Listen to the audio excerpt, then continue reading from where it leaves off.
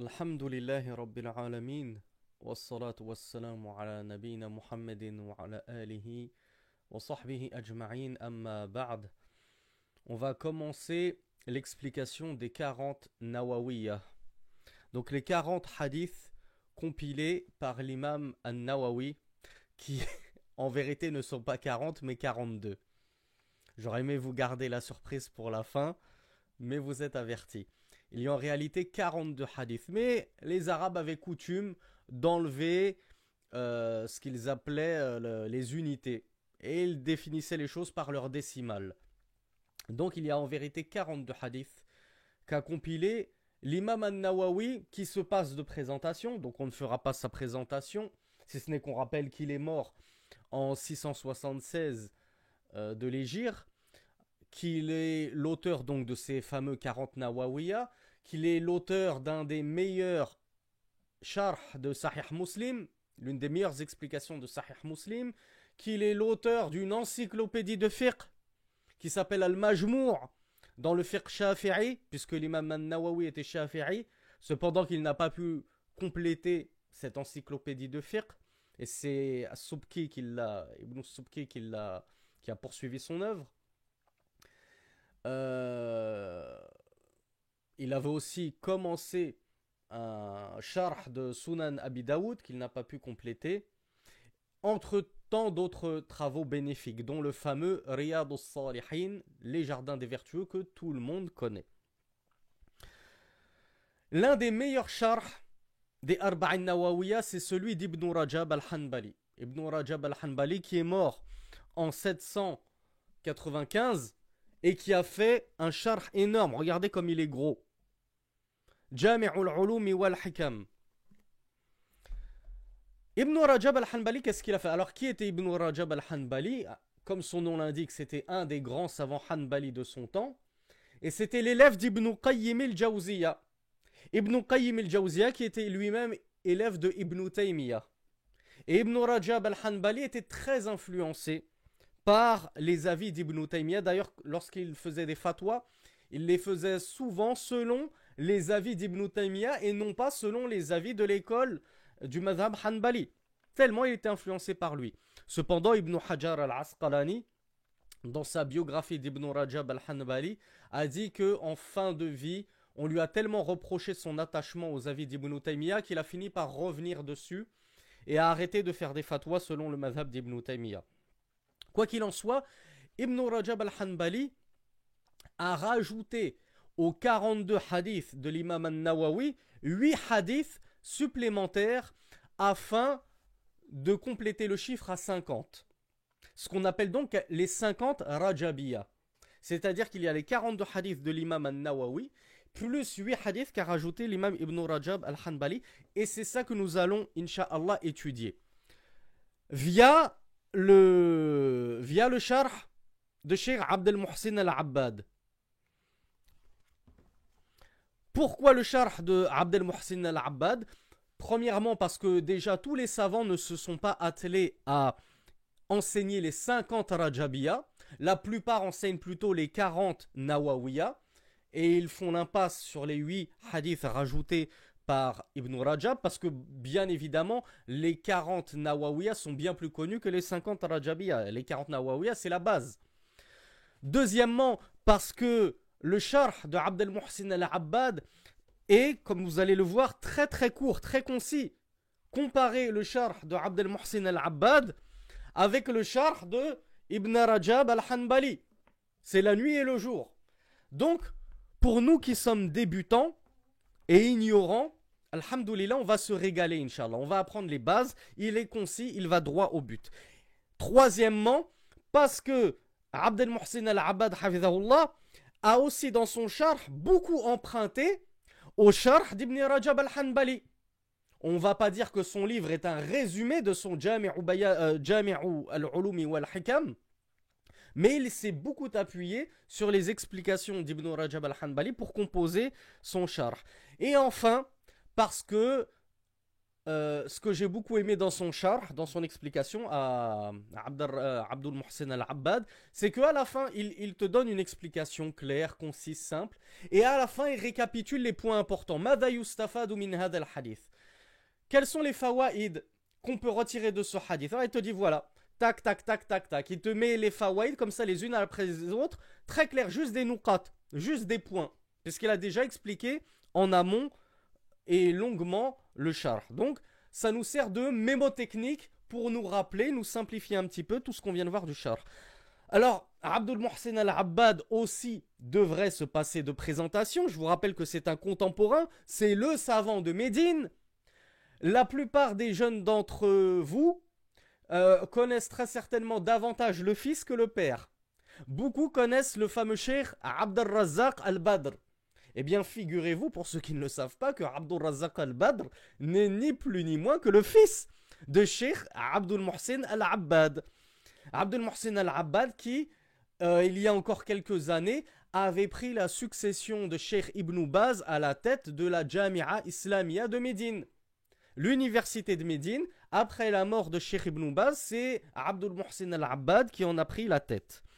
Et il continue aujourd'hui à enseigner le hadith, car c'est un muhaddith, c'est un grand savant et en même temps c'est un muhaddith, sa spécialité c'est le hadith, et il continue à enseigner le hadith à la mosquée du prophète. D'ailleurs actuellement il est en train d'enseigner le Muwatta de l'imam Malik.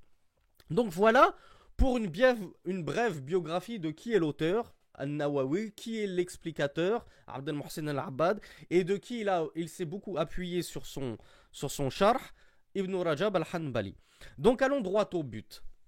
Le hadith. Alors, on a expliqué les auteurs. Maintenant, brièvement, on parle vite fait du livre, même si le livre se passe d'explications.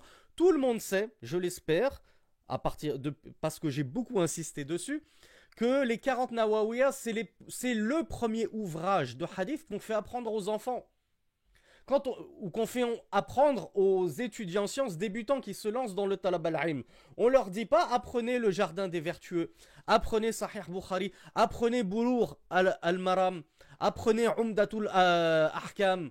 On leur dit pas d'apprendre tout ça, on leur dit commencez par al-Arba'in Nawawiyah. Parce que al-Arba'oun al-Nawawiyah, c'est la quintessence de la religion. Celui qui les a appris, et celui qui a même appris les 50, Rajabiyah, il aura quasiment toute la religion en tête. Des hadiths qui vont lui servir dans la vie de tous les jours, qui sont d'un profit incroyable. Voilà pourquoi les savants disent le premier livre qu'on apprend dans le hadith, c'est Al-Arba'oun Al-Nawawiyah. Donc c'est un livre très important, très précieux, que tous les savants ont expliqué, qui a une baraka incroyable et qui réunit la crème de la crème des propos du messager d'Allah sallallahu alayhi wa sallam. Comme on va le voir, l'imam al-Nawawi lui-même stipule que les 42 hadiths qu'il a compilés dans ce livre sont authentiques. Je vous rappelle que l'imam al-Nawawi était muhaddith. Lui-même, c'était un savant du hadith. Il n'avait pas besoin de l'avis des autres pour savoir si un hadith était authentique ou da'if, faible. Puisque lui-même était muhaddith et donc en mesure de juger de l'authenticité ou de la faiblesse de tel et tel récit prophétique. L'imam al-Nawawi nous dit que les 42 hadiths qu'il a mis dedans, ils sont authentiques. Cependant, je tiens à vous prévenir que Cheikh al-Albani, rahmatullahi alayhi, lui-même muhaddith, a affaibli 2 hadiths qui se trouvent dans ces 40 Nawawiyah. Le hadith numéro 38 ou 39, on le verra de toute façon en temps voulu. 38 ou le 39, je crois que c'est le 39, l'avant-dernier hadith. Ouais, il me semble que c'est le 39. Et le 30. Hadith 30 et 38 ou 39, je ne sais plus, on le verra en temps voulu. Cheikh al-Albani les a affaiblis, mais al-Nawawi dit qu'ils sont sahih. Donc, Allahu a'lam bis-sawab. Tout ça pour dire que, dans tous les cas, à 98%, c'est que des hadiths authentiques sur lesquels on peut se baser. Commençons donc l'étude, incha'Allah, du premier hadith. Un pilier de la religion, si ce n'est le pilier de la religion. Le hadith de An-Niyyah, l'intention.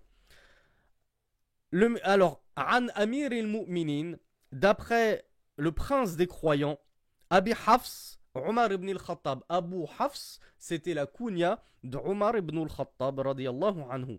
قال سمعت رسول الله صلى الله عليه وعلى آله وسلم.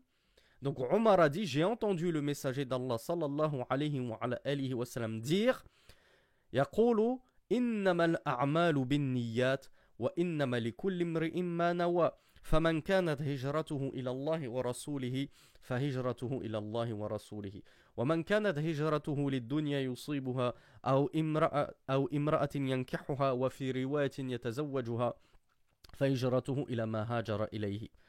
رواه إمام المحدثين أبو عبد الله محمد بن إسماعيل بن إبراهيم بن المغيرة بن بردزبه البخاري parce qu'il était ouzbékistanais وأبو الحسين مسلم بن الحجاج ابن مسلم القشيري النيزابوري في صحيحيهما اللذين هما أصح الكتب المصنفة. L'imam al-Nawawi, alors je ne sais, oui, j'ai pas fini le hadith, donc on lit le hadith en entier, on répète. Le messager d'Allah sallallahu alayhi wa sallam a dit, les actes ne sont considérés que selon leurs intentions, c'est-à-dire l'intention qu'on a émise lorsqu'on a fait cet acte. Et innama likulli imri'in ma nawa, chaque homme n'aura ou ne récoltera que l'intention qu'il a mis dans cet acte. Faman kanat hijratuhu ila Allah wa rasulihi, quiconque a fait sa hijra, l'émigration, pour la cause d'Allah et de son messager, alors sa hijra sera comptabilisée pour Allah, comme étant pour Allah et son messager. Et quiconque aura fait une hijra, ou sa hijra, pour de la dunya, la dunya c'est la vie d'ici-bas, c'est-à-dire pour une chose mondaine de ce bas monde, ou bien pour une femme qu'il souhaite épouser, alors sa hijra sera comptabilisée et il sera récompensé pour sa hijra, et il récoltera de sa hijra ce qu'il a mis comme intention. L'imam al-Nawawi nous dit que ce hadith il est rapporté par les deux imams des muhaddithin de leur temps, qui sont Muhammad ibn Ismail al-Bukhari et Abu al-Hussein Muslim ibn al-Hajjaj al-Naysapuri. Et il nous dit que leurs livres, le Sahih d'Al-Bukhari et le Sahih de Muslim, ce sont les deux livres les plus authentiques jamais écrits. Pourquoi on dit et le Coran alors? Est-ce que le Coran a été écrit? Est-ce que le Coran à la base c'est un livre écrit? À la base le Coran c'est Kalamullah, c'est la parole d'Allah Azza wa Jal. Donc le Coran déjà il ne joue pas dans la même cour.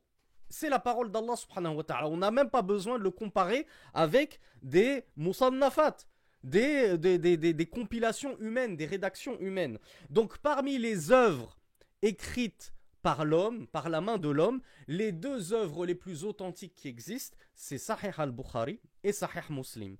Pour la petite faïda, les savants disent que Sahih al-Bukhari est encore plus authentique que Sahih Muslim, mais Sahih Muslim est mieux organisé que Sahih al-Bukhari. Alors, procédons à l'explication de Cheikh Mohammed de la traduction des explications de Cheikh Abdul Muhsin al-Abbad, hafidhahullah.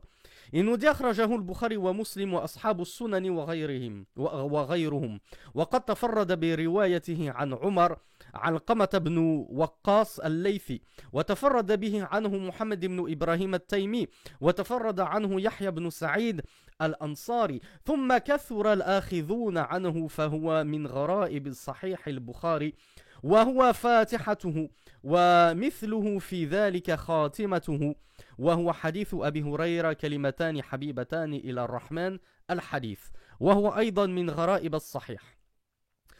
Cheikh Abdul Muhsin nous dit que ce hadith il a été certes rapporté par Al-Bukhari et par Muslim, comme nous l'a appris l'imam al-Nawawi. Mais Cheikh Abdul Muhsin nous dit qu'il est aussi rapporté par dans les quatre autres sunan, que sont Ibn Majah, Tirmidhi, Abu Daoud, An-Nasa'i. Il nous dit wa ghayruhum, ainsi que d'autres compilateurs de hadith qui l'ont rapporté ce hadith. Il nous dit cependant, il est à noter, et c'est très cocasse, il est à noter que ce hadith parmi tous les compagnons du messager d'Allah sallallahu alayhi wa sallam, seul Omar radiyallahu anhu a rapporté ce hadith. Tafarrada bihi, ça veut dire il s'est singularisé par ce hadith. Personne d'autre que Omar ne l'a rapporté, ni Aïcha, ni Abu Bakr, ni Anas, ni Abu Huraira, ni Jabir, personne. C'est que dans la chaîne de transmission, tu ne trouves que Omar qui rapporte ce hadith du messager d'Allah. Ensuite, celui qui le rapporte de Omar lui-même s'est singularisé par la narration de ce hadith.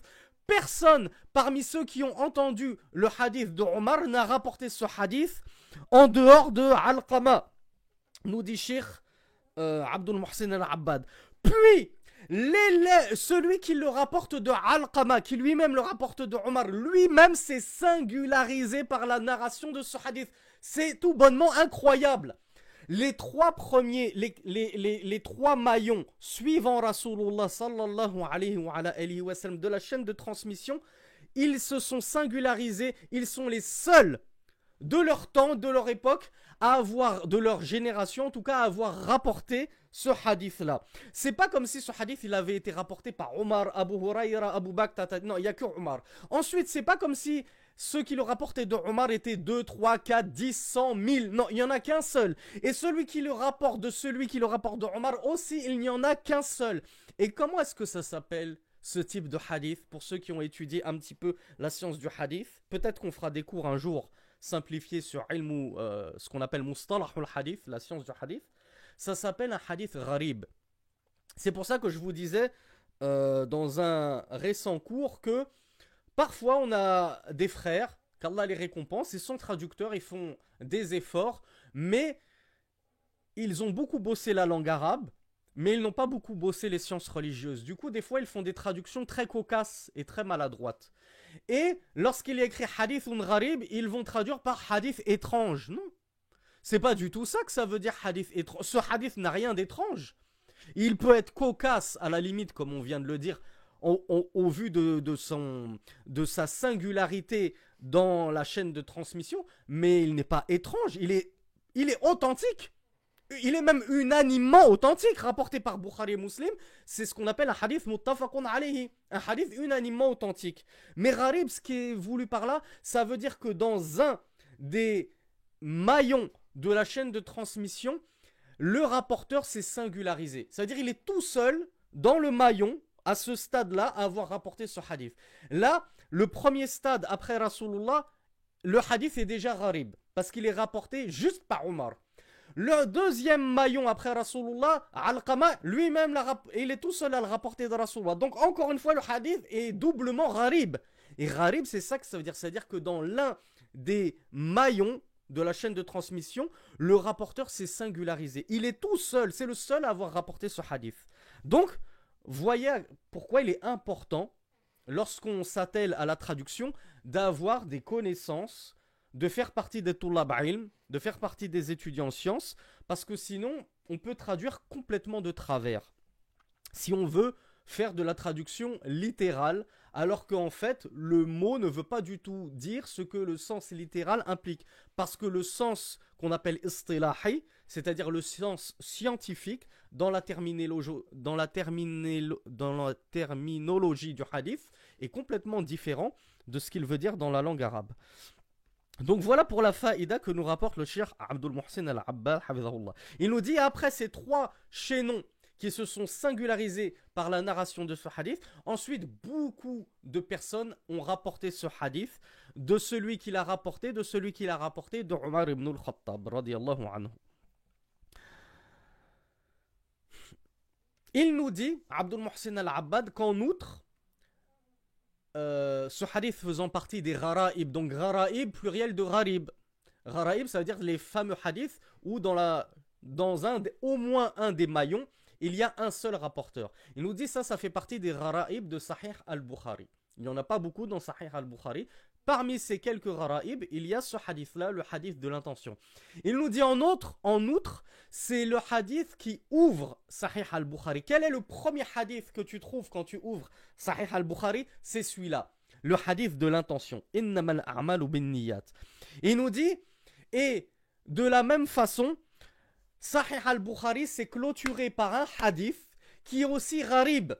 De la même façon que Bukhari a commencé son recueil par un hadith gharib, eh bien il a conclu son recueil par un hadith qui est aussi gharib et qui est kalimatani habibatani ila rahman. Alors le cheikh ne l'a pas rapporté de manière complète de mémoire. C'est kalimatan habibatani ila rahman khafifatani ala lisan thaqilatani fil mizan subhanallah wa bihamdih subhanallah al-azim. Il me semble que c'est ça le hadith. Deux paroles très aimées du tout miséricordieux, très légères sur la langue, c'est-à-dire très facile à prononcer, mais très lourdes sur la balance. Subhanallah wa bihamdihi, subhanallah al-azim. Il me semble que c'est ça le hadith. Deuxième point qu'évoque Cheikh Abdul Muhsin al-Abbad. Il nous dit افتتح النووي حديث الأربعين بهذا الحديث. Donc Nawawi, de la même façon que Sahih al-Bukhari a commencé son recueil de hadith par le hadith de l'intention an-niyat, pareillement a fait l'imam an-Nawawi pour sa compilation de 40 hadiths. وقد افتتح جماعة من أهل العلم كتبهم به منهم الإمام البخاري افتتح صحيحه به وعبد الغني المقدسي on a parlé de lui افتتح كتابه عمدة الأحكام به والبغوي افتتح كتابيه مصابيح السنة وشرح السنة به وافتتح السيوطي كتابه الجامع الصغير به وعقد النووي في أول كتابه المجموع شرح المهذب فصلا قال فيه je m'arrête là et je traduis. Cheikh Abdel Muhsin al-Abbad nous dit que l'imam al-Nawawi a introduit son livre des 40 par ce hadith-là, le hadith des intentions. Il nous dit de la même manière, un grand nombre de savants ont choisi de commencer leur livre, d'introduire leur livre par ce hadith de l'intention. Il nous dit, parmi eux, on vient de le voir, il y a l'imam al-Bukhari qui a ouvert son livre avec le hadith de l'intention. Innamal a'malu binniyat. Il y a le fameux Abdul Ghani al-Maqdisi, dont nous sommes actuellement dans l'étude de son livre biographique sur le prophète sallallahu alayhi wa sallam. On l'a vu dans l'introduction à la biographie, Abdul Ghani al-Maqdisi, parmi ses ouvrages très connus, il y a le fameux Umdatul Ahkam, un livre qui compile les hadiths qui sont unanimement authentiques rapportés par Al-Bukhari Muslim dans le chapitre des Ahkam, de la législation, de la sharia, la prière, la zakat, le jeûne, etc. Eh bien, le premier hadith qu'on trouve dans Umdatul Ahkam, Innamal a'malu binniyat. Encore une fois, le hadith des intentions. Il nous dit Al-Barawi, grand savant qui est Al-Barawi al-Shafi'i.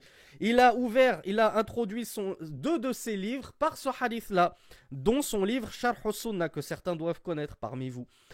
Pareil, Suyuti, il a fait son fameux Al-Jami' al-Saghir. Alors, il y en a qui connaissent plus Sahih al-Jami' de l'imam al-Albani. À chaque fois ils disent voilà ce hadith on le trouve dans Sahih al-Jami'. Mais c'est quoi Sahih al-Jami'? Sahih al-Jami' c'est l'authentification de Sheikh al-Albani rahmatullahi alayhi de ce livre al-Jami' de l'imam as-Suyuti, qui est une compilation énorme de hadiths. Un livre de compilation de hadiths, comme Bukhari a compilé son livre, Muslim a compilé son livre, l'imam as-Suyuti lui aussi avait compilé un livre de hadiths qu'il a appelé al-Jami'u as-Saghir, et dont l'imam al-Albani en a fait la vérification des hadiths. Et ensuite, Abdul Muhsin al-Abbad nous dit, et An-Nawawi, dès le début de son livre Al-Majmour, qu'on a évoqué dans l'introduction de ce cours, le Majmour qui est un livre dans le fiqh à la base. Le Majmour, en fait, qu'est-ce que c'est? C'est une explication d'un livre de fiqh shafi'i qui s'appelle Al-Muhadhab d'Ash-Shirazi. Mais l'imam al-Nawawi ne s'est pas contenté de ne rapporter que le madhhab shafi'i.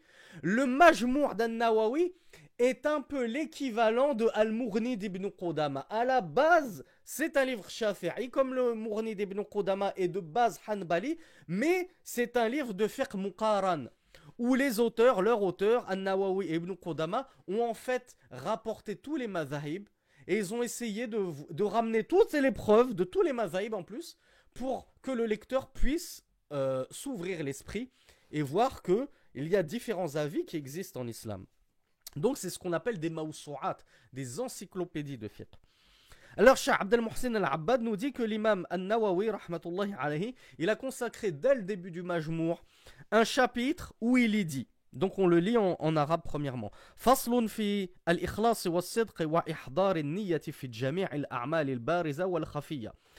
Il a mis comme titre à ce chapitre, chapitre sur al-ikhlas. Donc al-ikhlas c'est l'exclusivité de culte, c'est quand l'exclusivité et la sincérité ultime, c'est-à-dire qu'on fait tout exclusivement li wajhillah, pour la face d'Allah subhanahu wa ta'ala, wa sidq, la sincérité, wa ihdar al-qalb, et le recueillement du cœur. Il faut que le cœur soit présent. Fin niyya, wa ihdarun niyya, pardon, et la présence de la niyya, de l'intention, fi jami'il a'mal al-bariza wal khafiyya, dans toutes les œuvres apparentes comme cachées. Donc l'imam An-Nawawi nous dit chapitre, il faut que dans toutes les œuvres apparentes et cachées, il y ait l'intention, la niyya, as-sidq, la sincérité, wal ikhlas, l'exclusivité. Ces œuvres-là, apparentes ou cachées, doivent être exclusivement vouées à Allah subhanahu wa ta'ala, la sharika lah, sans associé. Abdul Mohsen Al-Abbad nous dit أورد فيه ثلاث آيات من القرآن ثم حديث إنما الأعمال بالنيات. L'imam An-Nawawi, dans son chapitre, a rapporté 3 versets du Coran, puis il a rapporté ce fameux hadith إنما الأعمال بالنيات. وقال, et là, Cheikh Abdul Mohsen Al-Abbad nous cite les propos de l'imam An-Nawawi, qui a dit, rahmatullahi alayhi, hadithun sahihun muttafaqun ala sihhatihi. C'est un hadith authentique, dont l'authenticité fait l'objet d'un consensus. Il y a unanimité des savants que ce hadith est authentique. Mujma'un ala 'idhami mawqi'ihi wa jalalatihi. Les savants sont unanimes sur l'importance de ce hadith, sur la majesté et la noblesse, l'importance et la beauté de ce hadith. وهو إحدى قواعد الإيمان وأول دعائمه وآكد الأركان. Et ce hadith fait partie de l'une des règles de la foi, l'un des fondements de la foi, l'un des piliers de la foi, al-Iman, l'un des piliers les plus solides et les plus importants de notre croyance. قال الإمام الشافعي رحمة الله عليه يدخل هذا الحديث في 70 بابا من الفقه. L'imam al-Shafi'i a d'ailleurs dit au sujet de ce hadith qu'il entrait dans la composition de 70 chapitres dans le fiqh. Dans 70 parties du fiqh, chapitres du fiqh, on a besoin de ce hadith. Il y entre pleinement, il fait partie intégrante de ces chapitres-là. وقال أيضا هو ثلث العلم. L'imam al-Shafi'i rahmatullahi alayhi a dit ce hadith-là, إنما الأعمال بالنيات, c'est le tiers de la religion. C'est le tiers de la science. وكذا قاله أيضا غيره. Et d'autres savants en dehors de Shafi'i ont dit la même chose. Ce hadith, c'est le tiers de la science. وهو أحد الأحاديث التي عليها مدار الإسلام. Il fait partie de ces hadiths autour desquels gravite tout l'islam, toute la religion. وقد اختلف في عدها فقيل 3 وقيل 4 وقيل 2 وقيل حديث يعني حديث واحد وقد جمعتها كلها في جزء 40 فبلغت 40 حديثا لا يستغني متدين عن معرفتها لأنها كلها صحيحة جامعة قواعد الإسلام في الأصول والفروع والزهد والآداب ومكارم الأخلاق وغير ذلك. Je m'arrête là avant d'aller plus loin. L'imam An-Nawawi, après avoir dit que l'imam al-Shafi'i et d'autres savants disent que ce hadith, il fait partie de l'un des hadiths autour desquels gravite tout l'islam, il nous dit il y en a qui ont dit que, et les savants ont divergé sur le nombre de hadiths autour desquels gravite l'islam. C'est-à-dire, combien y a-t-il réellement de hadiths principaux qui réunissent à eux tout seuls tout l'islam? L'imam An-Nawawi nous dit, certains savants ont dit qu'ils sont 3. Il y a 3 hadiths qui réunissent à eux seuls tout ce dont on a besoin pour l'islam. Il y en a qui ont dit qu'ils sont 4. Il y a 4 hadiths principaux, prioritaires, fondamentaux dans l'islam. Il y en a qui ont dit ils sont deux. Il y en a qui ont dit il y a un hadith. Il y a un hadith qui résume tout l'islam. L'imam al-Nawawi rahmatullahi alayhi nous dit et certes je les ai tous regroupés dans mes arba'in. Qu'on dise qu'il y en a un, qu'on dise qu'il y en ait deux, qu'on dise qu'il y en ait trois, qu'on dise qu'il y en ait quatre, et même qu'on dise qu'il y en ait 10 si tu veux, l'imam al-Nawawi a dit de toute façon, moi, tous les hadiths importants, principaux, tous les piliers de la religion, je les ai tous réunis dans mes arba'in, dans ce livre que j'ai compilé. Il nous dit, ce livre-là, aucune personne de religiosité ne peut s'en passer. Si tu prétends être ce qu'on appelle mutadayyin, mutamassik, tu t'accroches à ta religion, tu es quelqu'un de religieux, tu ne peux pas passer outre et à côté de ces 40 hadiths. Tu dois les connaître. Essaye de les apprendre, Akhi. Essaye de les apprendre, Urti. Essaye de les faire apprendre à tes enfants. Et connais leur sens. Apprends-les. Révise-les constamment. L'imam an-Nawawi a dit leur connaissance ma'rifatuha la yastaghni anha mutadayyinun. Une personne de religion ne peut pas se passer de connaître ces 40 hadiths-là, je le répète, qui sont 42 en réalité. Il nous dit car ils sont tous sahiha. Je l'ai dit en introduction, l'imam an-Nawawi a jugé que les 42 hadiths qu'il a mis dans ce livre-là sont tous authentiques. Et l'imam an-Nawawi en a affaibli 2. Il nous dit ces hadiths-là, ces 40 hadiths-là, ils regroupent qawa'idul islam. Ils regroupent toutes les règles de l'islam. Que ce soit dans les usul, les fondements, ou bien les furu', les subdivisions. Que ce soit dans az-zuhd, l'ascétisme, que ce soit dans al-adab, les bons comportements, makarimul akhlaq, les bonnes mœurs, les bonnes conduites, wa ghayri dhalika. Et il renferme bien d'autres trésors que cela. Wa innama bada'tu bi hadha al-hadith ta'assiyan bi a'immatina wa mutaqaddimi aslafina min al-ulama'i radiyallahu anhum. Et nous dit l'imam an-Nawawi, je n'ai ouvert ce livre par ce hadith qu'en guise d'imitation de nos salafs, des grands savants qui nous ont précédés en cela. Comme on l'a vu, l'imam al-Bukhari l'a précédé en cela. Ce n'est pas l'imam an-Nawawi le premier à avoir ouvert un livre avec le hadith des niyat. Les savants se sont succédés en cela. Il nous dit وَقَدْ ابْتَدَأَ بِهِ إِمَامُ أَهْلِ الْحَدِيثِ بِلَا مُدَافَعَ أَبُو عَبْدِ اللَّهِ الْبُخَارِ صَحِيحَهُ. Et il nous dit ce que Cheikh Abdel Mohsen nous a dit. Et celui qui est l'un des premiers à avoir fait ceci, c'est l'imam des muhaddithin, l'imam al-Bukhari, dans son sahih, dans son authentique. وَنَقَلَ جَمَاعَةٌ أَنَّ السَّلَفَ كَانُوا يَسْتَحِبُّونَ افتتاح الكتب بهذا الحديث. Il a été rapporté que des salafs, donc les pieux prédécesseurs, aimaient commencer leurs ouvrages par ce hadith. تنبيها للطالب على تصحيح النية وإرادته وجه الله تعالى بجميع أعماله البارزة والخفية. Afin d'indiquer en commençant leur livre par ce... Et là on ne parle pas des livres de hadith. Il a dit les salafus salih, parmi ceux, ou en tout cas les salafs, les savants, les premiers savants, parce que même après les salafus salih, il y a des savants qui le faisaient, quand ils écrivaient un livre, pas forcément un livre de hadith, un livre dans la aqidah, un livre dans le fiqh, ce que tu veux, un livre dans la biographie du prophète. Il est rapporté qu'un grand nombre de prédécesseurs parmi les savants aimaient commencer leur livre par ce hadith, en guise d'introduction au livre. Bismillahirrahmanirrahim, amma ba'd, innamal a'malu binniyat. Ainsi commençaient-ils leur livre. Pourquoi? L'imam an-Nawawi nous dit, afin d'indiquer au lecteur, au talib ilm, à celui qui cherche la science, que il doit absolument, alors où est-ce que j'en suis? Ala tashih an-niyya, il doit absolument corriger, rectifier sa niyya, son intention.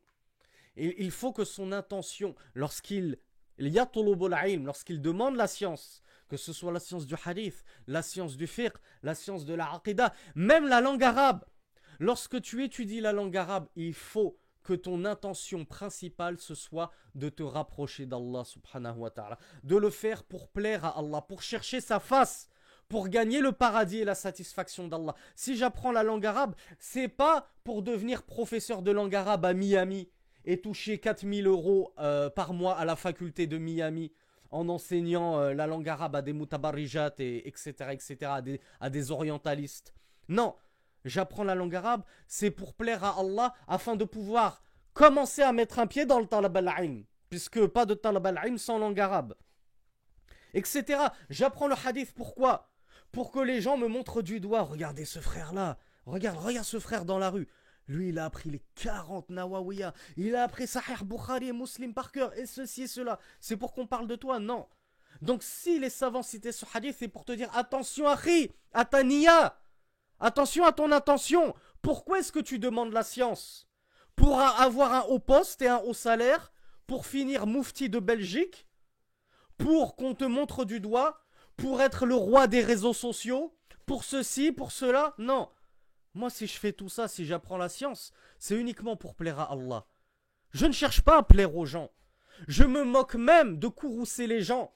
Parce que si je dois me mettre à dos tous les gens en leur apprenant l'islam authentique, et non pas en leur apprenant l'islam des passions des youtubeurs, eh bien tant pis si je me les mets à dos. Tant qu'Allah est satisfait de moi. Radin anni. Donc voilà pourquoi ce hadith est si important. Et pourquoi les salafs commençaient leur livre par ce hadith. Afin d'attirer l'attention du lecteur et notamment de l'étudiant en sciences sur le fait qu'il doit polir, c'est-à-dire il doit polir, il doit bien brosser, il doit purifier son intention. Il doit l'avouer uniquement à Allah. Pour ça qu'il nous dit wa iradatihi wajha Allah. Par ce qu'il fait dans ses actes d'adoration, parce que là on parlait du talab al-ilm, mais ça vaut pour tous les actes d'adoration. Quand je fais ma prière, quand je fais mon jeûne, quand je vais à la Mecque au pèlerinage, quand je sors ma zakat, quand je fais ceci, quand je fais cela, tous les actes d'adoration, quand je les fais, je dois avoir en tête que mon intention c'est de plaire à Allah, de les faire pour Allah, pas de plaire à mon père, de plaire à ma femme, de plaire à mon shir, de plaire à mes enfants. Ce n'est pas de rechercher des gains mondains, des biens de ce bas monde, de chercher le succès, la célébrité. Tout ça, je le mets à la poubelle. Toutes mes œuvres d'adoration, la niya comme on va le voir, c'est Allah. Ma seule intention, c'est Allah. C'est pas Allah et un autre. C'est juste Allah subhanahu wa ta'ala. L'imam al-Nawawi rahmatullahi alayhi nous dit وروينا عن الإمام أحمد عن الإمام أبي سعيد عبد الرحمن بن مهدي رحمة الله عليه subhanallah, un beau lapsus de ma part. Savez-vous qui est Abdurrahman ibn Mahdi? Très peu de vous le connaissent, c'est sûr. Et pourtant, Abdurrahman ibn Mahdi, c'était une sommité de science contemporain de l'imam Ahmed, à tel point que plus d'un savant avait dit l'imam Abdurrahman ibn Mahdi a'lamu min al-imam Ahmed. وما أدراكم ما الإمام أحمد إمام أحمد إمام أهل السنة والجماعة في زمانه سبحان الله. Savez-vous qui est l'imam Abdurrahman ibn Mahdi dont nous parle ici l'imam al-Nawawi? L'imam Abdurrahman ibn Mahdi était un contemporain de l'imam Ahmed, et même plus que cela, certains savants sont allés jusqu'à dire l'imam Abdurrahman ibn Mahdi est a'lam, c'est-à-dire il est plus savant que l'imam Ahmed. Allahu Akbar. Fin de la parenthèse.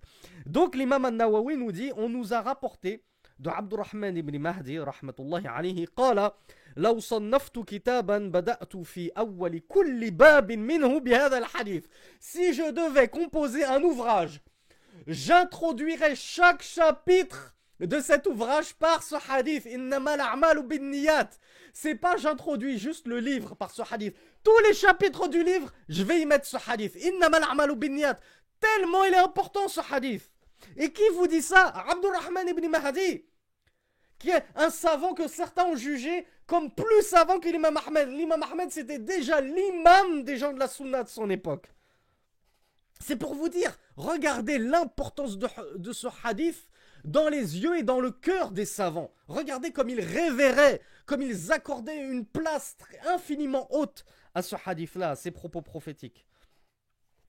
L'imam al-Nawawi nous dit l'imam al-Nawawi nous dit وروينا عنه أيضا قال من أراد أن يصنف كتابا فليبدأ بهذا الحديث. Et on nous a rapporté, l'imam al-Nawawi dit, on nous a aussi rapporté de lui, de Abdurrahman ibn Mahdi, qu'il a dit que celui qui souhaite écrire un livre, qu'il le commence, qu'il l'introduise par ce hadith-là.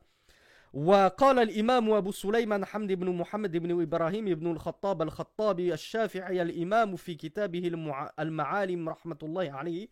Alors, le fameux imam al-Khattabi, que certains d'entre vous connaissent sûrement, qui a écrit Al-Ma'alim. Al-Ma'alim, c'est son fameux Sharh Sunani Abi Daoud. L'imam Al-Khattabi a écrit l'une des premières explications des Sunan d'Abi Daoud. C'est pour ça qu'il est très connu. Souvent, les savants rapportent ses propos lorsqu'il s'agit d'expliquer un hadith qui est rapporté dans les Sunan d'Abi Daoud. Ce savant-là était Shafi'i.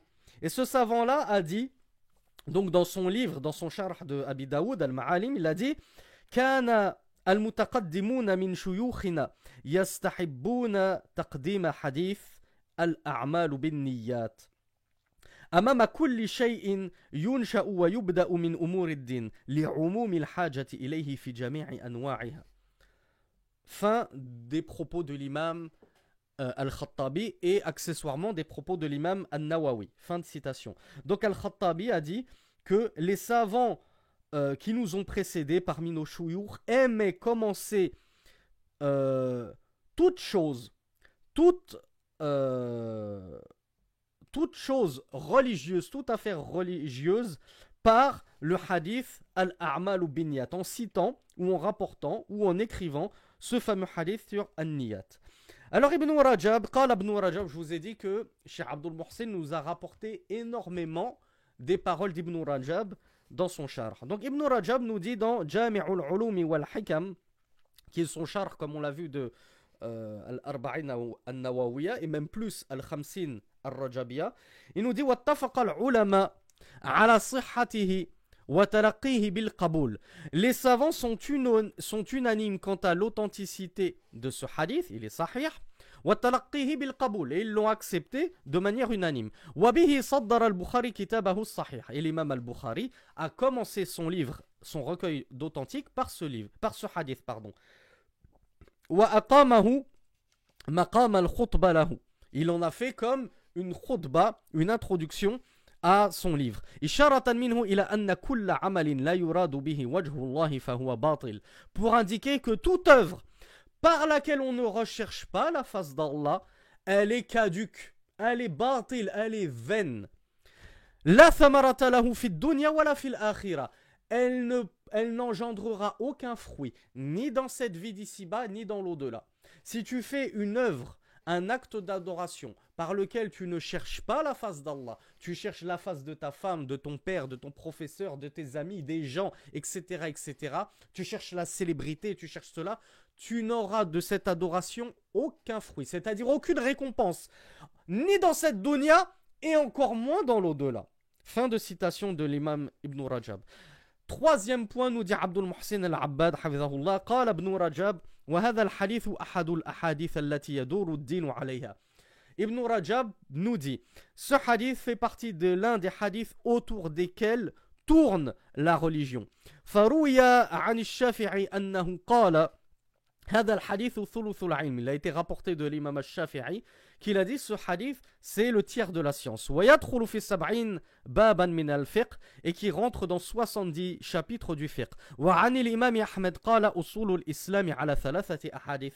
حديث عمر الأعمال بالنيات, وحديث عائشة من أحدث في أمرنا ما ليس منه فهو رد, وحديث النعمان بن بشير الحلال بين والحرام بين.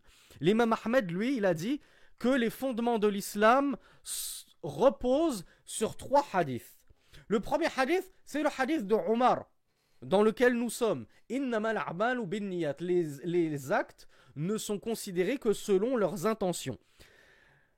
Deuxième hadith sur lequel repose l'islam, le hadith de Aïcha, qui se trouve aussi dans les Arba'in al-Nawawiya, et qui est celui qui innove dans notre affaire ce qui n'en fait pas partie, son œuvre est rejetée. Le fameux hadith de la bid'a. Troisième hadith sur lequel repose l'islam, c'est le hadith d'An-Nu'man ibn Bashir, qui fait partie aussi des Arba'in al-Nawawiya. Et ces 3 hadiths font partie des tout premiers hadiths que l'on rencontre dans Al-Arba'un al-Nawawiya, et qui est al-halal bayyinun wa al-haram bayyinun. Le halal, le licite est clair, et l'illicite est clair aussi. وقال أيضا الإمام ابن رجب nous dit aussi في توجيه كلام الإمام أحمد فإن الدين كله يرجع يرجع إلى فعل المأمورات وترك المحظورات والتوقف عن الشبهات وهذا كله تضمنه حديث النعمان ابن بشير وإنما يتم ذلك بأمرين أحدهما أن يكون العمل في ظاهره على موافقة السنة وهذا هو الذي تضمنه حديث عائشة من أحدث في أمرنا هذا ما ليس منه فهو رد والثاني أن يكون العمل في باطنه يقصد به وجه الله عز وجل كما تضمنه حديث عمر الأعمال بالنيات. Donc Ibn Rajab nous rapporte l'explication des propos de l'imam Ahmed ibn Hanbal. Comment est-ce qu'il faut comprendre les propos de l'imam Ahmed ibn Hanbal lorsqu'il a dit que l'islam tout entier tourne et gravite et repose autour de ces trois hadiths? Il nous dit, il faut comprendre ainsi. La religion tout entière et retourne, ou c'était la religion tout entière est constituée de fi'lul ma'murat, le fait de faire ce qu'Allah Azza wa Jal nous a ordonné, donc d'obtempérer aux ordres d'Allah. Ça c'est la première partie de la religion. Deuxième partie de la religion, tarkul mahzurat, délaisser les interdits. Tout ce qu'Allah nous a interdit, on le délaisse. Et la troisième partie qui complète la religion, wat tawaqquf an shubuhat. Et ce qui est ambigu, on ne sait pas si c'est halal ou haram, eh bien on s'abstient. On s'abstient de le faire. Il nous dit tout ceci est regroupé dans le hadith d'un Nu'man ibn Bashir qu'on va voir et étudier bi'idhnillah dans ces 40 Nawawiya. Puis, ce premier fondement de la religion, d'obtempérer aux ordres d'Allah, s'éloigner des interdits d'Allah et de s'abstenir des choses ambiguës, ça c'est le premier pilier. On a dit que l'imam Ahmed a dit la religion elle repose sur trois piliers. Ça c'est le premier pilier. Les ordres, les interdits, les shubuhat, les choses ambiguës. Deuxième pilier, c'est que Ibn Rajab nous explique que le deuxième pilier, c'est que les œuvres intérieures, c'est-à-dire la niya, l'intention des œuvres, pourquoi tu les fais, fil batin, yuqsadu bihi wajhullah. Tu dois les vouer à Allah. Ta niya, ton intention, lorsque tu œuvres, c'est de viser Allah, de chercher la satisfaction d'Allah subhanahu wa ta'ala. Et il nous dit ce pilier-là, il est compris dans le fameux hadith innamal a'malu binniyat. Les œuvres ne sont considérées que selon leurs intentions. Et il nous dit enfin, ou plutôt, yatimmu dhalika amrayn. Et le troisième, an yakun, et le troisième pilier qui va compléter donc, sur lesquels repose toute la religion, il nous dit an yakuna al-amalu fi zahirihi ala muwafaqati sunnah. Wa hadha huwa alladhi tadammanhu hadith Aïcha. Il faut que l'acte, on a parlé de l'acte dans son aspect intérieur. L'acte dans l'aspect intérieur, c'est-à-dire qui est-ce que tu vises par ton acte? Eh bien, c'est l'an-niyya, l'intention, tu vises Allah subhanahu wa ta'ala. Et l'acte dans son aspect extérieur, comment doit-il être? Il doit être conforme à la sunna du messager d'Allah sallallahu alayhi wa sallam. Et quel hadith mentionne cela? Le fameux hadith de Aïcha qui a dit que le messager d'Allah a dit, celui qui va œuvrer selon une chose sur laquelle nous n'avons pas donné notre ordre, cette chose est rejetée. Donc ton acte, il doit être conforme à ce qu'a apporté le messager d'Allah sallallahu alayhi wa sallam. Et ainsi, ces trois hadiths forment tout l'islam. Tu sais par tes actes qui tu dois chercher, tu sais comment tu dois chercher Allah par tes actes. En apparence, tes actes doivent être selon la sunna du messager d'Allah sallallahu alayhi wa sallam. Et enfin, tu sais ce que tu peux faire et ce que tu ne peux pas faire. Le halal, je peux le faire. Le haram, je ne peux pas le faire. Et les shubuhat, les choses ambiguës, je les délaisse. Et ainsi, alhamdoulilah, tu es tranquille dans ta religion si tu respectes à la lettre ces trois hadiths. Ensuite, point numéro 4. Qawluhu innamal a'malu binniyat. Alors, je pense que je vais vous relire le hadith d'une seule traite, parce que le fait de le lire en coupé, ça peut désorienter certains. C'est mieux que je le lise d'une seule traite. Alors, je vais répéter la traduction française de ce hadith, incha'Allah. Omar ibn al-Khattab a dit qu'il a entendu le messager d'Allah sallallahu alayhi wa sallam dire Les œuvres ne sont considérées que selon leurs intentions. Et à chacun, ce qu'il a mis comme intention. C'est-à-dire que chacun récoltera le fruit de son intention. Ainsi donc, quiconque fait sa hijra, son émigration, pour Allah et son messager, alors sa hijra sera pour Allah et son messager. Et quiconque fera sa hijra pour une mondanité, c'est-à-dire cette vie d'ici-bas, ou bien pour une femme qu'il souhaite épouser, alors sa hijra sera pour ceux qu'il a voulu.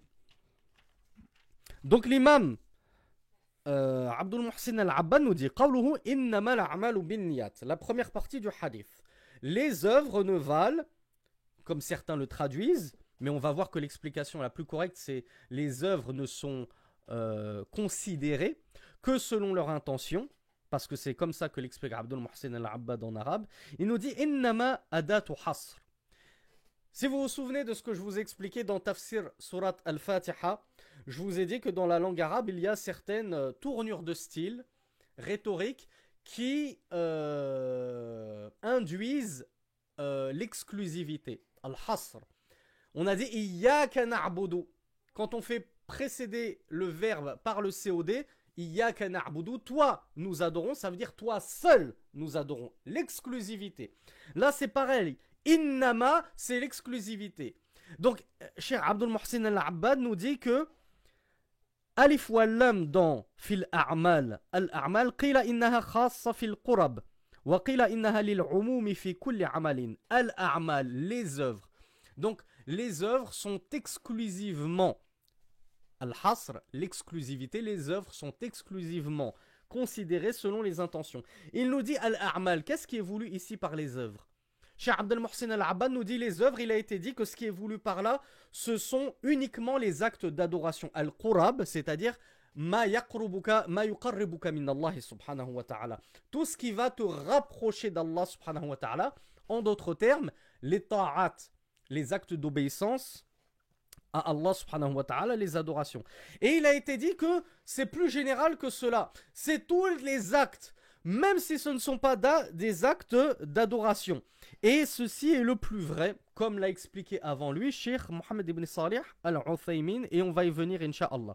فما كان منها قربة أثيب عليه فاعله وما كان منها من أمور العادات كالأكل والشرب والنوم فإن صاحبه يثاب عليه إذا نوى به التقوي على الطاعة. Cheikh Abdel Mohsen al-Abbad nous dit ainsi donc, celui qui va faire une qurba, une œuvre pieuse, un acte d'adoration,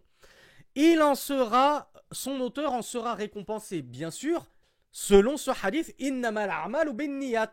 S'il a mis la niya de faire un acte d'adoration, de plaire à Allah subhanahu wa ta'ala, d'obéir à Allah subhanahu wa ta'ala, alors il sera récompensé pour cela. Et il nous dit, s'il fait une œuvre qui ne fait pas partie des actes d'adoration, une œuvre normale, usuelle, habituelle, il nous dit comme manger. Est-ce que manger c'est un acte d'adoration? Est-ce que tu adores Allah quand tu manges? Non, tu manges, c'est normal, adi. Quand tu bois, quand tu dors, adi, c'est des choses normales, ce ne sont pas des actes d'adoration. Mais Cheikh Abdul Muhsin al-Abbad et Cheikh Mohammed ibn Salih al-Uthaymin l'avaient aussi expliqué ainsi, a dit que si celui qui va faire ceci vise par le fait de manger, de boire, de se reposer, de récupérer des forces, de récupérer de la vitalité, afin ensuite de pouvoir adorer Allah. Moi, je mets la niya de dormir très tôt, tout de suite après l'Aïcha, pour me lever suffisamment tôt, 1 heure, 2 heures avant le Fajr, pour faire du Qiyamul Layl. Moi, je mange et je mets la niya que je pourrais jeûner. Je pourrais jeûner le lundi, le jeudi, mais moi je ne jeûne pas. Pourquoi? Parce que je sais que ça m'affaiblit. Et quand je suis faible, j'arrive pas à adorer Allah. Donc moi je ne vais pas jeûner. Et lorsque je mange, je mets la niya, oh Allah, je ne mange pas. Quand je dis oh Allah, on va le voir, la niya, c'est pas sur la langue, c'est dans le cœur. Mais dans mon cœur, je pense oh Allah, je mange non pas par gloutonnerie, non pas par gourmandise, même pas parce que j'ai faim, mais je mange afin de prendre des forces pour attaquer toute une nuit de ibadah. Toute une nuit d'adoration, un qiyamul layl, ou partir à la Mecque. Je vais partir en pèlerinage, je vais faire ceci et cela, il faut que je sois en forme.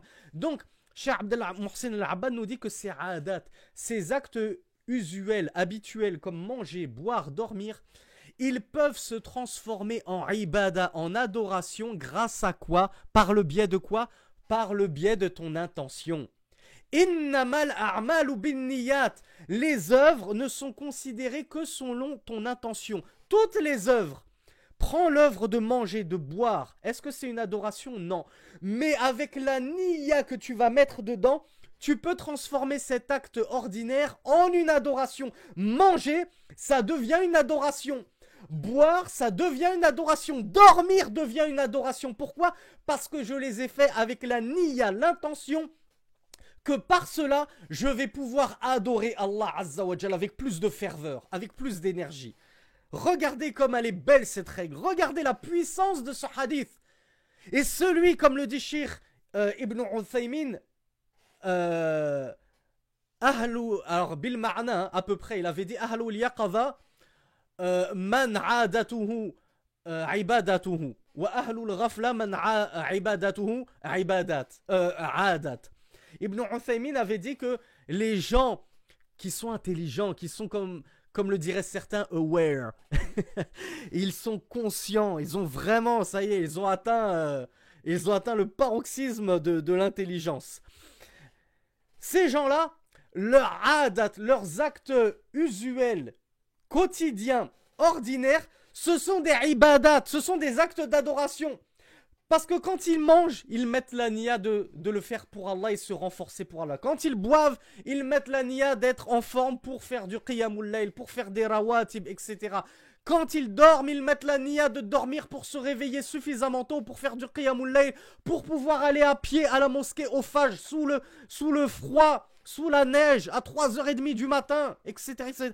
Tous leurs actes ordinaires à ces gens-là aware, ces gens qui sont ahlul yaqadha, les gens qui sont bien réveillés à l'intérieur de leur ciboulot, tous leurs actes ordinaires, ce sont des adorations. Et Ibn Uthaymin nous dit que les gens de la rafla, de l'insouciance, eux, même leurs actes d'adoration, ce sont des actes ordinaires. Pourquoi? Parce que la personne qui est dans la rafla a fait sa salat, a fait sa prière et elle pense à ce qu'elle va manger ce soir. Elle pense au match de ce soir. Il pense à la sœur qu'il veut épouser, qu'il a rencontrée sur TikTok, etc., etc. Donc ces actes d'adoration, en fait, c'est comme des actes non d'adoration. Des actes normaux. Pourquoi? Parce que il est dans la rafla, il est dans l'insouciance. Regardez comment, à l'aide de ce tout premier hadith des Arba'in al-Nawawiya, déjà, ça peut changer ta vie. Tu peux changer ta vie, Akhi. Tu peux changer ta vie, Urti. Tu peux passer de cet état d'inconscience, de limite d'ébriété, tellement ton cerveau est ailleurs. Tu peux passer à un stade supérieur. Tu peux faire que toutes tes œuvres, même les plus ordinaires, deviennent des ibadats par lesquelles tu seras récompensé, incha'Allah. Pourquoi? Parce que innamal a'malu binniyat. Tes œuvres ne seront considérées que selon leurs intentions. Si tu as mis l'intention de plaire à Allah et de chercher la face d'Allah, Allah te récompensera pour cela.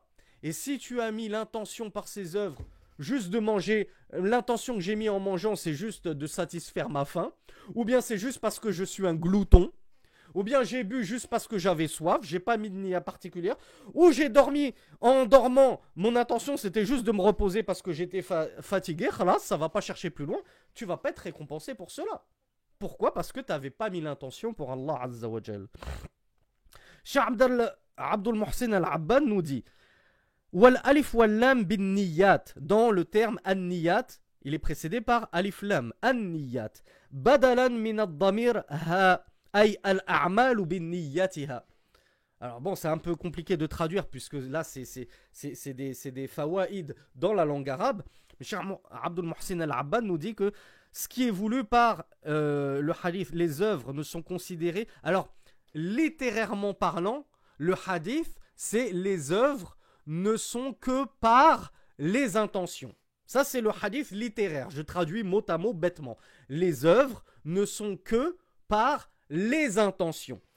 Ibn Abdul Muhsin nous dit les intentions, le lait, c'est comme si c'était leurs intentions. Les œuvres ne sont que par leurs intentions.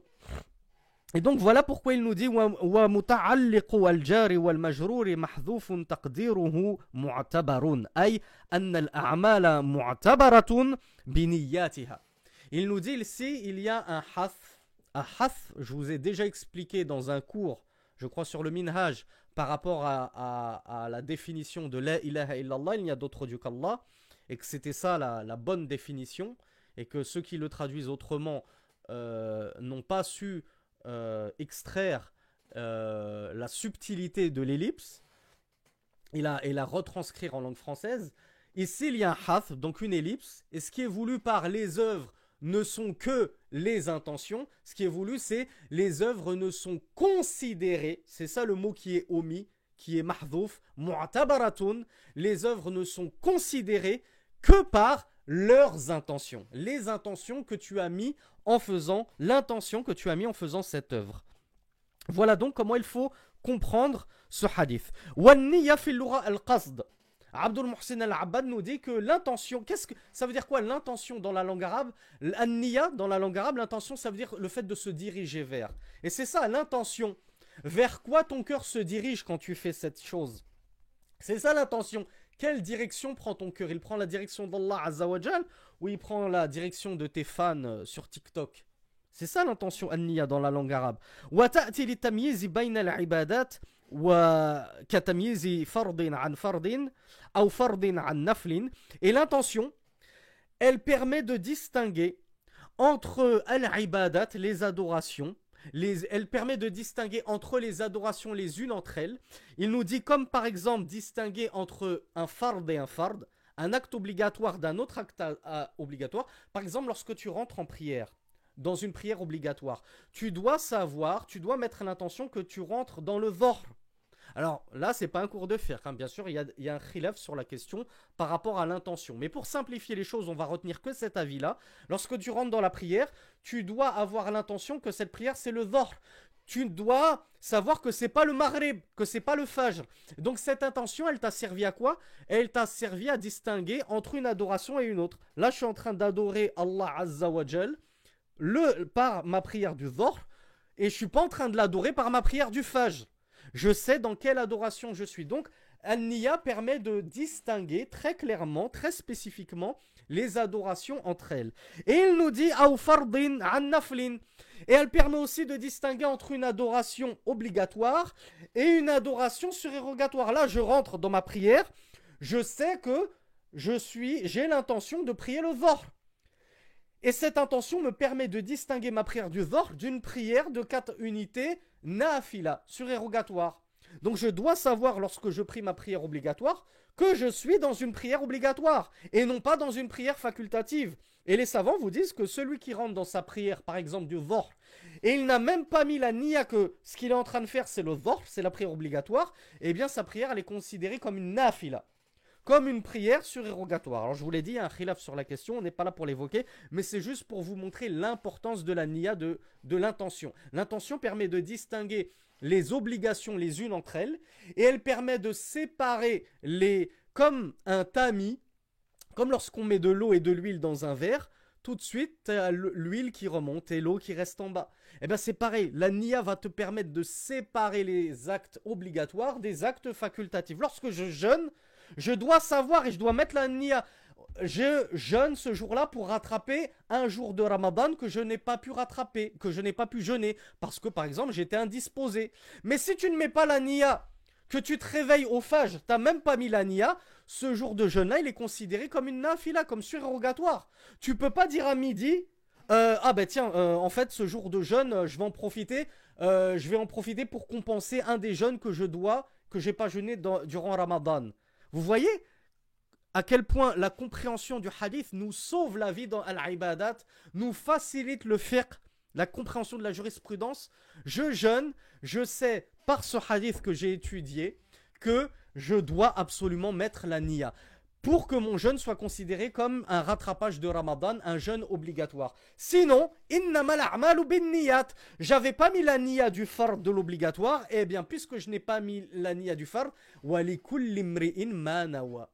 Vous n'aurez que l'intention que vous avez mis. Toi, tu n'avais mis aucune intention, tu vas pas avoir ton fard. Parce que pour les actes obligatoires, ils doivent impérativement être précédés de l'intention. Que c'est l'acte obligatoire que je suis en train de faire. Et enfin, Cheikh Abdul Muhsin al-Abbad nous dit وَتَمْيِيزِ الْعِبَادَاتِ عَنِ الْعَادَاتِ كَالْغُسْلِ مِنَ الْجَنَابَةِ وَالْغُسْلِ لِلتَّبَرُّدِ وَالتَّنَظُّفِ. Et il nous dit, deuxième chose, donc on a vu premièrement, l'intention permet de distinguer les adorations les unes entre elles, et elle permet de distinguer parmi les adorations les obligatoires des surérogatoires. Première faïda très importante qu'on retire de ce hadith. Ce hadith déjà, il nous sauve la vie, il nous mâche une bonne partie du travail dans nos ibadat. On sait absolument comment adorer Allah Azza wa Jal en termes de ibadah. Parce qu'on doit mettre la bonne intention. Si tu mets la mauvaise intention, tu n'auras, comme le dit la suite du hadith, tu n'auras que ce que tu ne récolteras que ce pourquoi tu as œuvré par l'intention que tu as mis dans cette œuvre. Et deuxième chose que permet de faire An-Niyya, c'est de distinguer les adorations des actes coutumiers, ordinaires, comme on l'a vu tout à l'heure avec l'exemple de celui qui mange, qui boit et qui dort. Liwajhillah, ça se transforme en adoration parce qu'il a visé Allah Azza wa Jal. Et Cheikh Abdel Muhsin al-Abbad nous cite un exemple, il nous dit par exemple le rousl de la janaba. Toi tu es en état d'impureté majeure, tu es en janaba, mais tu prends ton rousl avec non pas la niya d'enlever cette impureté majeure, mais tu prends la niya, tu prends ton rousl, ton lavage, le lavage, les ablutions majeures, pour te rafraîchir parce que c'est l'été. Il fait 40 degrés, tu es en état d'impureté majeure. Mais toi, quand tu vas prendre ton rousl, tu dis ah, je vais me rafraîchir, je vais prendre mon rousl.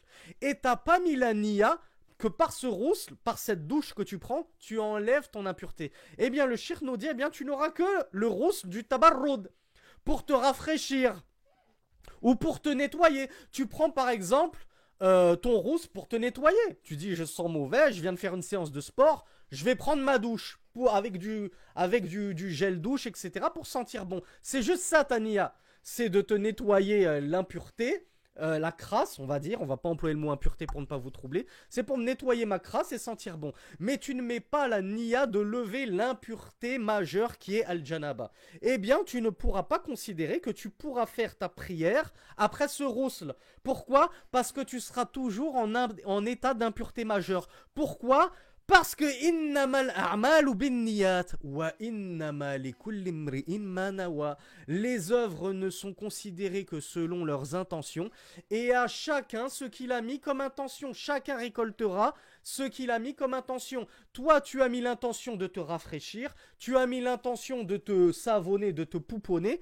Tu n'auras comme résultat que un corps qui sent bon la rose de Tahiti. Ou la fleur de, comment ça s'appelle, la fleur de tiare de Tahiti. C'est tout. Mais tu n'auras pas enlevé ton état de janaba, d'impureté majeure. Donc vous voyez à quel point c'est important de connaître ce hadith-là et pourquoi les savants ont fait précéder tous leurs livres dessus. Parce que l'intention, elle te sauve toutes tes adorations. Des adorations qui auraient pu finir à la poubelle parce que tu ne savais même pas que tu devais faire attention à l'intention que tu mets dedans. Tu les as toutes perdues. Et au contraire, elle est en train de te ramener un paquet de hasanat parce que tu ne savais même pas que pour des actes ordinaires, tu pouvais être récompensé. Tu appelles ton père pour prendre de ses nouvelles, tu mets zéro intention. Juste appelle ton père comme ça parce que tu as l'habitude de l'appeler tous les dimanches. Mais là, tu te dis, en appelant ton père, je vais mettre l'intention de me rapprocher d'Allah en faisant du silatul arham. Maintenir les liens de parenté, paf! Ton appel de 30 secondes, c'est les hasanat qui tombent toutes les secondes. Regardez comment ce hadith nous change la vie. Wallahu akbar. Cheikh Abdul Muhsin al-Abbad nous dit وَقَوْلُهُ إِنَّمَا لِكُلِّ امْرِئٍ مَا نَوَى قال ابن رجاب إخبار أنه لا يحصل له من عمله إلا ما نوى. Donc là, فإن نوى خيرا حصل له خير وإن نوى شرا حصل له شر وليس هذا تكريرا محضا للجملة الأولى فإن الجملة الأولى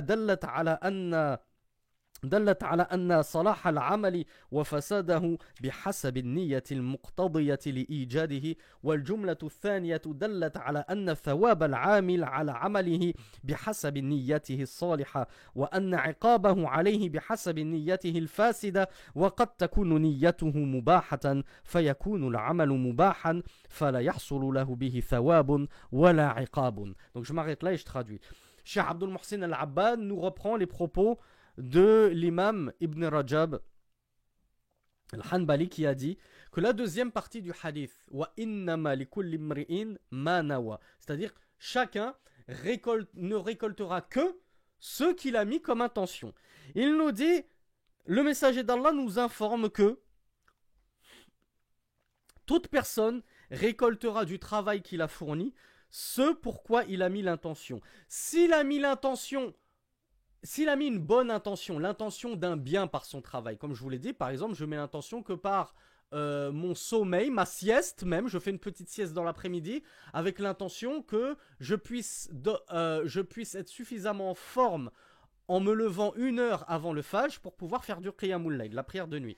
Eh bien, Ibn Rajab nous dit, si tu as mis une bonne intention, un bien, tu récolteras un bien, tu récolteras des hasanat. Mais si tu mets une mauvaise intention, eh bien tu récolteras un mal. Tu seras puni juste pour ton intention. Et il y a un hadith qui ressemble à cela, où en gros le messager d'Allah sallallahu alayhi wa sallam, d'ailleurs le hadith il est dans les arba'in, je ne sais plus s'il est dans les, oui il est dans les arba'in. Le messager d'Allah dit wa man hamma bi sayyi'atin fa'amilaha katabaha Allahu ah non c'est pas du tout la même chose. C'est pas du tout la même chose. Celui qui met l'intention de faire un mal et qui le fait quand même, Allah lui écrira une sayya. C'est pas ce hadith là que je visais, donc c'est un hadith qui n'est pas dans les Arba'in al-Nawawiyya, où le messager d'Allah sallallahu alayhi wa sallam nous explique que celui qui met l'intention de faire un mal, puis qu'il ne le met pas en pratique, non pas parce qu'il a fini par se dissuader lui-même, mais juste parce qu'il en a été empêché. Il n'a pas pu le faire. Il aurait aimé le faire, mais on l'a empêché de le faire. Il a été bloqué, il a été coincé. Il n'a pas pu faire ce mal. Rasulullah nous dit, il aura le péché de ce qu'il a voulu faire, même s'il ne l'a pas fait. Pourquoi? Parce que sa niya était de faire ce péché.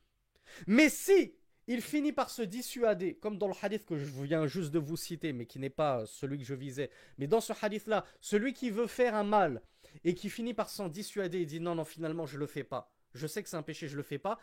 Dans ce hadith-là, Rasulullah nous informe que celui-là, il sera récompensé. Allah va lui écrire une hasana, une bonne action, pour ce péché qu'il a volontairement délaissé. Mais par contre, si il n'a pas fait ce péché, non pas parce qu'il en a été dissuadé, qu'il s'est arrêté de lui-même, mais parce qu'il en a été empêché, pour une raison ou une autre, eh bien, il récoltera les fruits de sa mauvaise niya, qui est le mal. Il a une mauvaise niya, il va récolter du tort. Et c'est ainsi que nous l'explique l'imam Ibn Rajab al-Hanbali. Selon ta niya, si ta niya est bonne, tu seras récompensé. Si ta niya est mauvaise, tu seras puni.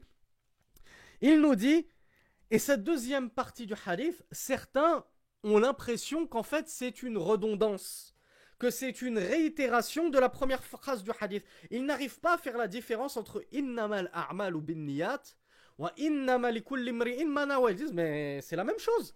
Pourquoi le prophète se répète sallallahu alayhi wa sallam? Eh bien Ibn Rajab nous dit non, c'est pas un takrar. C'est pas une répétition de la part du prophète sallallahu alayhi wa sallam.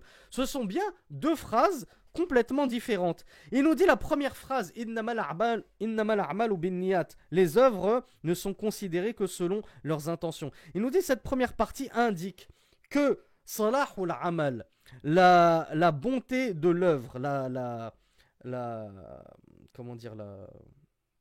le fait que l'œuvre soit bonne, soit correcte, soit valide, ou bien qu'elle soit invalide, corrompue, ceci dépend de an-niyya, lorsque tu la mets en pratique, cette œuvre. Donc la première partie du hadith, elle permet de savoir si ton œuvre va être bonne, valide, ou bien si elle va être mauvaise et corrompue.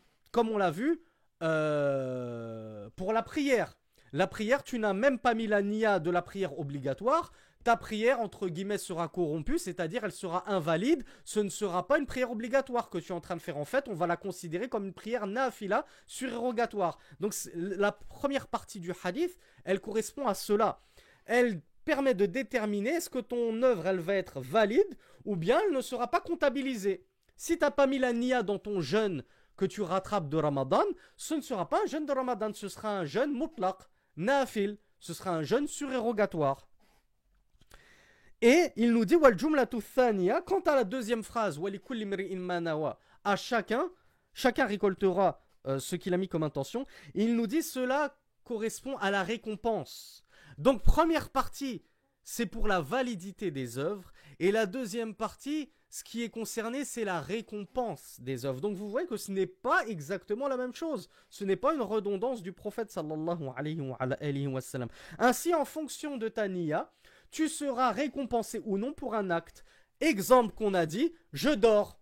Je dors. La deuxième partie du hadith me dit, si tu dors et que tu mets la niya de le faire pour Allah, tu vas être récompensé. Wa innama likulli imri'in ma nawa. L'homme va récolter ce qu'il a mis comme intention. J'ai mis l'intention de faire du qiyamul layl par mon sommeil va être récompensé. Allah va me récompenser pour cela. Si j'ai juste mis la niya de me reposer parce que j'ai été capoute, je suis trop fatigué, j'aurai pas de récompense pour ce sommeil-là. Donc voilà la distinction qu'il convient d'opérer entre les deux parties du hadith. Elles ne sont pas similaires et semblables. Cheikh Abdullah Mohsen Al-Abbad nous dit قوله فمن كانت هجرته إلى الله ورسوله فهجرته إلى الله ورسوله ومن كانت هجرته للدنيا يصيبها أو امرأة ينكحها فهجرته إلى ما هاجر إليه. Il nous dit, alors je ne sais pas si je vais le faire en deux cours. On va s'arrêter là. Comme ça, on sépare le hadith en deux, incha'Allah, pour que ce soit plus digeste pour certains, parce qu'on a dépassé l'heure. Donc, هذا والله أعلم وصلى اللهم على نبينا محمد والحمد لله رب العالمين.